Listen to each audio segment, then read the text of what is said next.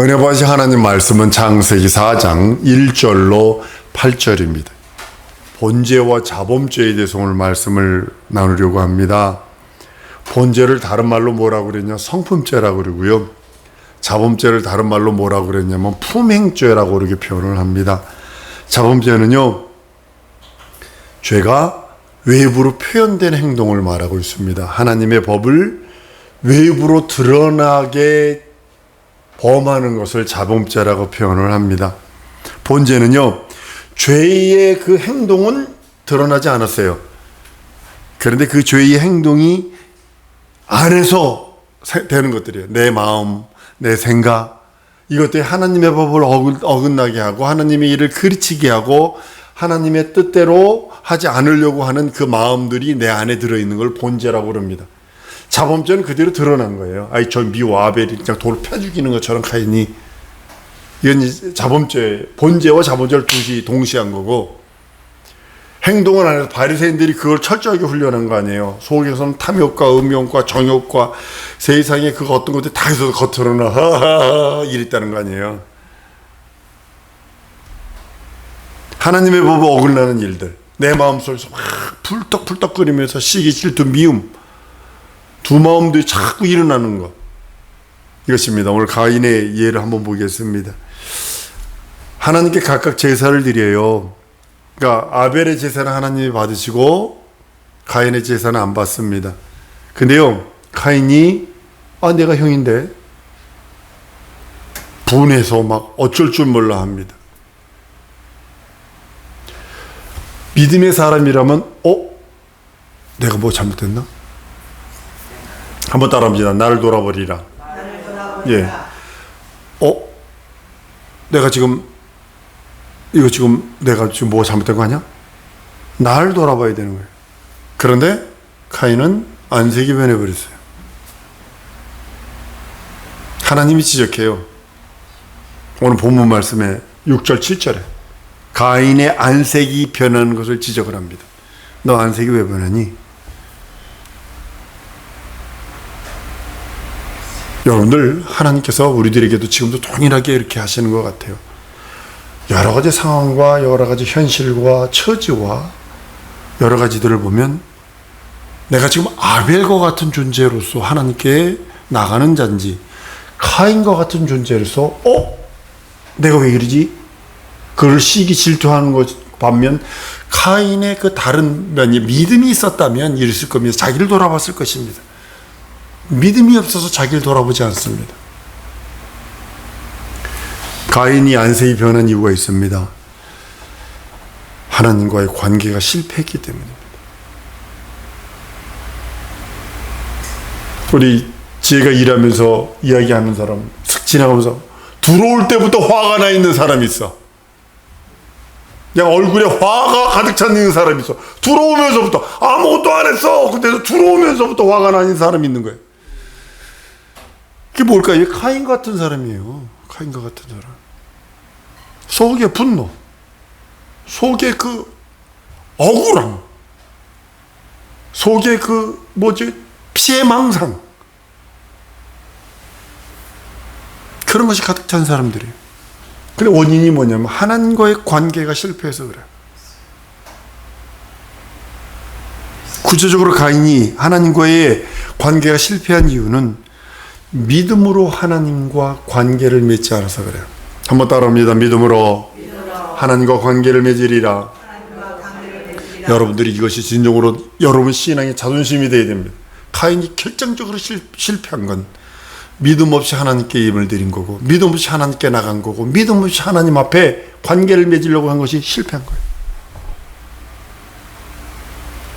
하나님이 인간을 만나줄 수 있는 유일한 방법, 죄인을 사랑하는 것만 해도 감지덕지인데 죄인이 하나님을 만날 수 있는 유일한 방법, 유일한 길, 유일한 수단은 뭐냐면 믿음이라는 것, 믿음이라는 그 하나, 그것만 바라보시고 내게 바라보시고 다른 것 보지 아니하시고 내게서 다른 걸 보는 것이 아니라 오직 믿음만 바라보시고 그 믿음만 요구하시고 그 믿음에 모든 것을 목숨 걸기를 원하시는 우리 하나님의 원하심을 우리는 아셔야 합니다.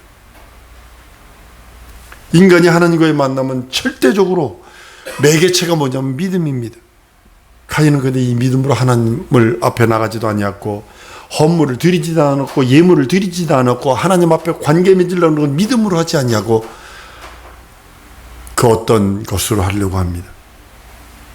아벨이 하나님과의 관계 성공한 이유가 뭘까?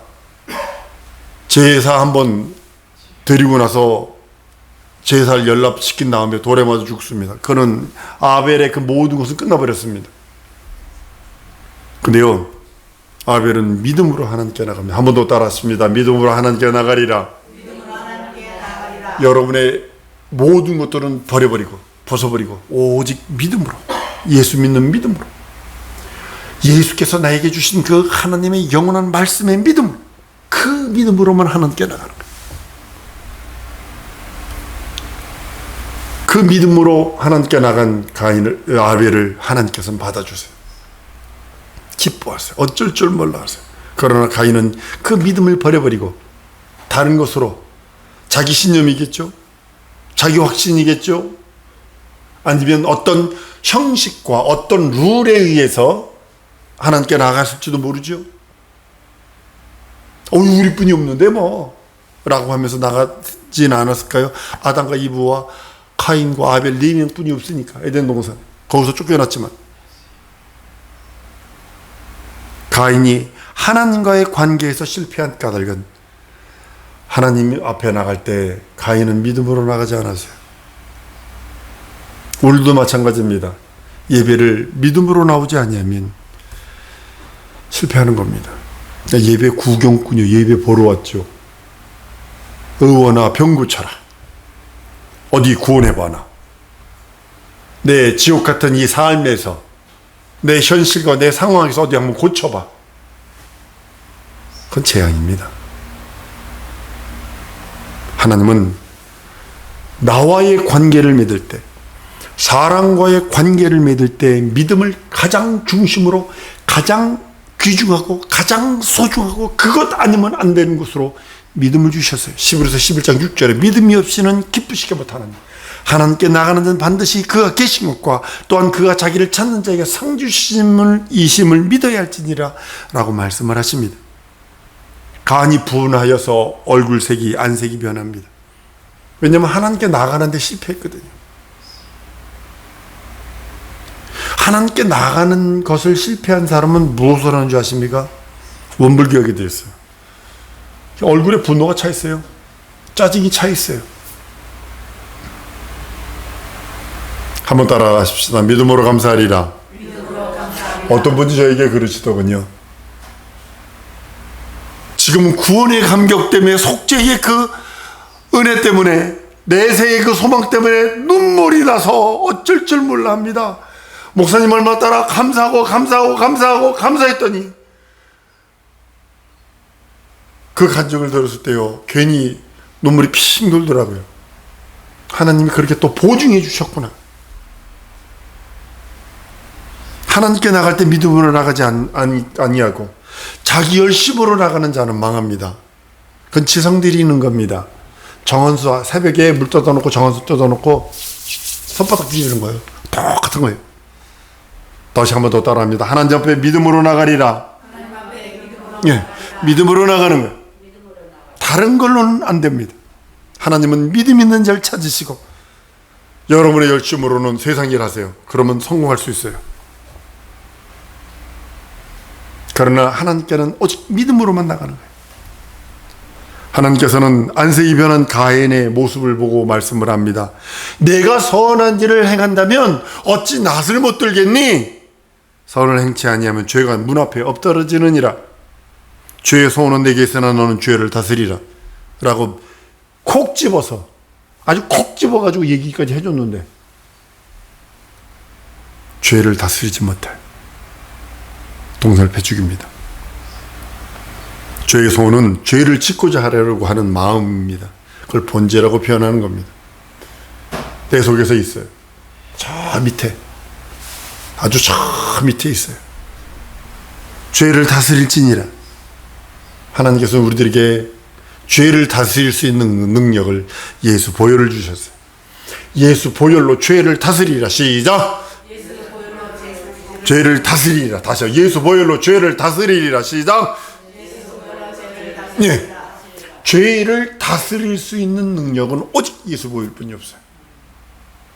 죄를 지으려는 생각이 탁 들어올 때 예수 보혈 믿습니다 외치는 거예요. 그래서 예수 이름 부르라고 그러는 이유가 거기 있는 거예요. 마음속에 있는 죄 표현되진 않았어요.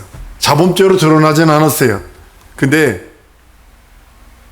그 죄에 지려고 하는 그 마음을 예수 보혈로 다스리는 겁니다.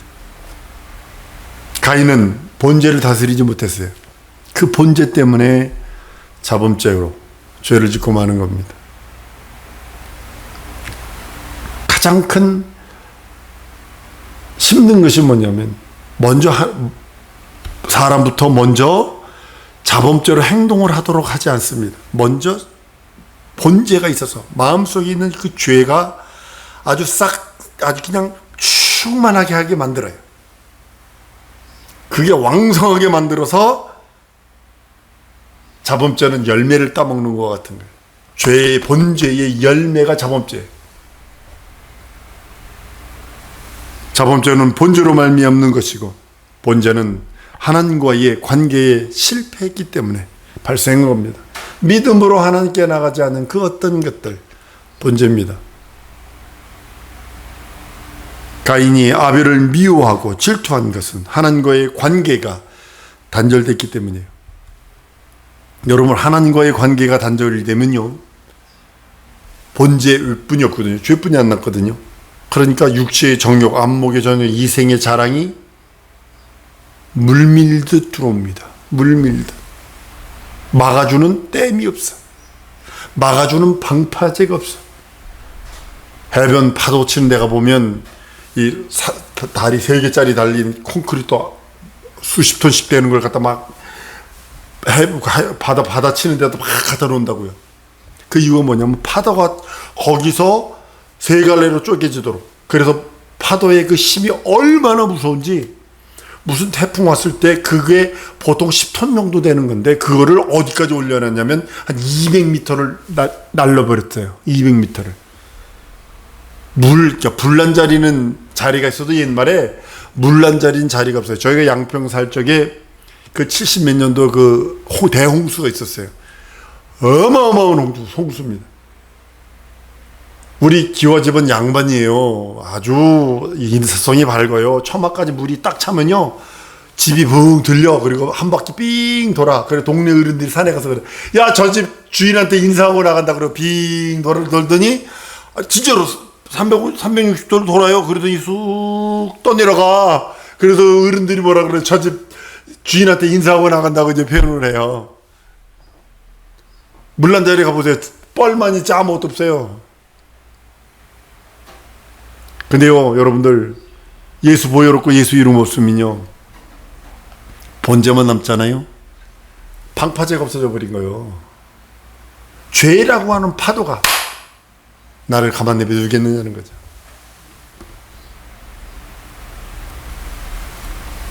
본죄는 하나님과의 관계가 실패한 것이에요. 믿음으로 하나님께 나가지 않는 그 어떤 것들은 죄라고 성경은 사도 바울 선생을 통해서 말씀을 합니다. 가인과 아벨 그 관계에서 형제입니다. 연년생이라고 전 봐집니다. 선교와 재림 같아요. 선교가 재림이가 결혼하면서 베스트맨이라고 딱 하는 걸 그 옆에서 여자 들놀이 남자 들놀이 하잖아요. 딱 한 명이 베스트맨, 베스트우먼이 있어요. 그 신랑의 최고의 친구 선교를 딱 하더라고요. 그러니까 자기 형인데도 그렇게 가까운 친구로 만들어 버렸다고요. 둘 뿐이 없는데 얼마나 친구가 되겠어요. 근데도 하나님과의 관계가 깨지니까, 믿음의 관계가 깨어져 버리니까 동생을 죽여버리는 거예요. 본죄 배후에는, 한번 따라옵니다. 본죄의 배후에는 마귀가 있다. 마귀가 예수를 팔려는 생각을 가로주에 넣는 순간에 3년 동안 스승으로 삼던 예수를 팔아버리잖아요. 마귀가 죄를 짓고자 하는 생각을 집어넣는 것입니다. 탐욕을 집어넣습니다. 정욕을 집어넣습니다. 육신의 정욕, 안목의 정욕, 이생의 자랑을 집어넣습니다. 예수 보혈로 털어버리는 여러분들 줄 믿습니다. 예수 보혈로 유산시켜버려야 돼. 죄의 생각은. 요한일서 3장 11절에 가인과 같이 하지 마라. 저는 악한 자에게 속하여 그 아우를 죽였으니 어쩐 연고요 죽였느냐. 그가 자기의 행위는 악하고 아우의 행위는 의로움이라 그랬습니다. 요한복음 13장 2절에 마귀가 벌써 시몬의 아들 가룟 유다의 마음에 예수를 팔려는 생각을 넣었더니 라고 말씀을 합니다. 마귀가 유다에게 악한 생각을 집어넣습니다. 본죄의 악한 생각을 집어넣습니다. 그 본죄와 자범죄를 짓도록 유혹합니다. 너 예수 만나기 전에 너 직업도 없었잖아. 넌 머리 좋은 놈이 이놈아. 그럼 되냐? 저기 예수 이렇게 해주면 30냥 준대. 그거 너 써. 이렇게 쓸 것입니다. 그리고 머리가 좋은 가룟 유다는 아주 그 돈에 대해서 엄청나게 밝았던 것 같아요. 학자들이 그렇게 얘기를 합니다. 그러니까 악한 생각을 넣어주는 거예요. 본죄와 자범죄를 짓도록. 마귀가 아나니와 삽비라에게 악한 생각을 넣어서 본죄와 자범죄를 짓도록 유혹을 합니다. 여러분들에게는 아닌가요? 나에게는 아닐까요? 예수 이름 부르면 구원 얻는다 했는데, 주의 이름 부르면 구원 얻는다 했는데도 주의 이름조차도 부르지 않는 인생들인데, 예수 이름조차도 부르지 않는 이 세대가 되어버렸는데, 지금 어디로 돌아가는 거예요? 지금 성경으로 돌아가는 거예요? 마귀에게 돌아가는 거예요 지금. 여러분, 예수의 산상수훈을 보면 율법을 폐하러 온 것이 아니라 율법을 강화시키려 오셨습니다. 더 강화시킵니다. 율법은요, 어느 면에서 도망갈 길이 있어요. 내 속에서 내 생각에서 나오는 것은 터치를 안 하거든. 건들지 않거든. 그러니까 도망갈 길이 있어요. 속에서야 미워하든 시기가 나든 질투가 나든 음란이 부글부글 끓든 어쩌고저쩌고 하든 상관하지 않냐고 겉으로 하면 되니까. 율법의 살인죄에 대한 것은 예수는 완전히 강화합니다. 마태복음 5장 21절 이하입니다. 옛사람에게 말한 바 살인치 말라. 누구든지 살인하면 심판을 받게 되리라 하였다는 것을 너희가 들었으나 이거 율법입니다. 나는 너희에게 이르노니 예수의 강화된 율법입니다. 형제에 대하여 노하는 자마다 심판을 받게 되고 형제에 대하여 라가라 공의에 잡히게 되고 미련한 놈이라 하는 자는 지옥불에 들어가게 됩니다. 라가라는 소리는요 뭐냐면요, 너 어쩜 그러니. 율법의 간음죄에 대한 예수의 강화는 뭔지 아십니까? 마태복음 5장 27절 28절입니다. 간음치 말라 하였다는 것을 너희가 들었으나 율법이면 나는 너희에게 이르노니. 예수의 강화는 여자를 보고 음욕을 품은 자마다 마음에 이미 간음하였느니라. 그 텔레비 보고 BTS나 이런 데 보고 와 이것도 음란한 거예요. 이거 간음한 거예요. 그건 예수의 법에 의하면. 율법의 맹세에 대한 예수의 강화는 헛맹세하지 말고 지켜라. 근데 예수는 아니요. 더 강화합니다. 아니라 옳다 하라. 모세의 율법은 사람의 외부의 행동을 규제를 합니다. 그 행동이 율법을 범하게 되면 그것을 행동이 범한 죄라고 인정을 했다면, 예수는 그 생각, 마음의 본질까지도 죄를 정죄해 버리십니다. 율법은 사람의 자범죄만 규제하는 정죄의 법입니다. 그러나 예수의 상생수원, 예수의 율법은 사람의 내부, 본질, 내 속에서, 내 생각 속에서 행동으로 옮기지도 않았어요. 근데 내 속에서 있는 그 생각, 그 마음까지도 다 정죄해 버리는 겁니다. 마음속의 율법을 범하는 결과, 그 결과도 같은 멸망이라는 것을 말씀을 합니다. 예수의 율법은 사람의 본죄까지도 규제하는 정죄의 법이 되었고, 바울이 본죄에 대해서 말씀합니다. 탐심은 우상숭배니라. 하나 그거 가져야 되는데, 이게 탐심이라는 거예요. 이게 우상숭배라는 거예요. 우상숭배하면 저주 받습니다. 지옥 갑니다. 근데도 바울은 뭐냐면, 그러므로 이 땅에 있는 지체를 죽이라. 곧 음란과 부정과 사욕과 악한 정욕과 탐심이니, 탐심은 우상숭배니라. 모세의 율법은 행동으로 우상에게 절하고 우상에게 제물 갖다 주고 이걸 우상숭배로 했다면, 바울은 마음속에서 탐심이 일어나는 것 자체가 우상숭배의 죄라고, 우상숭배를 하는 것과 같은 죄라고 정죄하고 있다는 사실입니다. 여러분, 사도 요한의 번제에 대한 정죄는 이렇습니다. 형제를 미워하는 자마다 살인한 자니. 아니, 이거 자체도 이제 살인죄라는 거죠. 모세의 율법은 사람을 죽이는 살인 행동을 했을 때 그것을 살인죄로 정합니다. 사도 요한은 형제를 마음속으로 미워하는 본죄, 그걸 살인죄의 이 수준에다 갖다 놔버렸어요. 사랑성도 여러분, 예수 보혈로 죄를 털어버린 여러분들 줄 믿습니다. 다시 한번 얘기합니다. 한번 따라 하십시다. 예수 보혈로 죄를 털어버리리라. 죄를 씻어버리리라. 예수 이름으로 승리하리라. 이 시간에 우리 기도할 때, 하나님, 내게 예수 이름 주고 예수 보혈 주셨으니 내 속에서 풀떡풀떡 올라오는 죄의 생각들, 본죄들, 자범죄라고 지으려고 했던 그 모든 것들 예수 보혈로 청결하게 주셔서 더욱더 깨끗하고 더욱더 신령하고 더욱더 생명 누리고 더욱더 능력 있는 영적 생활 할 수 있게 해달라고 다 같이 통성으로 기도하십니다.